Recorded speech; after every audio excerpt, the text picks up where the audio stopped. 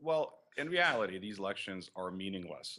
For one thing, certain large parts of Syria are out of government control. So a lot of people, if they even if they wanted to, they couldn't go to the polling stations and vote. Second, an embattled president who has now fought a brutal civil war for about 3 years is in no way going to hold an open, fair, and free elections. And keep in mind, this is going to be Mr. Bashar al-Assad's third 7-year term as president of the Arab Republic of Syria.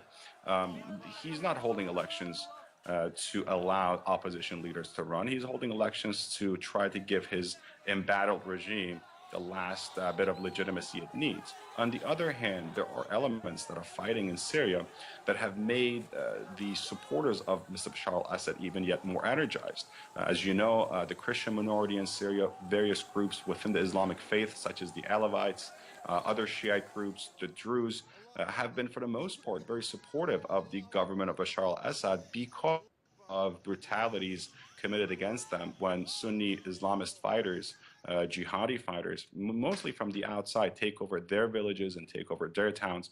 Just this Easter Sunday, Bashar al-Assad visited the village of Malula. It's about 60 kilometers north of Damascus. It's a very old Christian village that was ransacked by jihadi fighters, and they destroyed a lot of churches. But he uses this sort of thing as propaganda to say that he's fighting against terror and terrorism.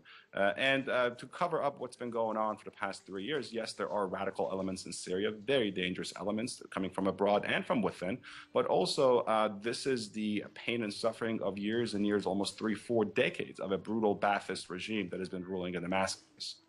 Mr. Assad has not yet agreed to step down. In the past few peace conferences, meetings in Geneva, one of the key demands by the opposition was a transition of power away from Assad and to other hands. They have refused to meet anyone, even halfway, on that demand. One of the key demands of the government has always been that the presidency of Bashar al-Assad shall remain intact. He's going to run, and when he wins this election, he's going to say that, see, I'm the legitimate president of the Arab Republic of Syria. Now, no one even knows of any legitimate opposition leaders that are running. For the most part, opposition leaders who were not even armed fled the country, and those who remain within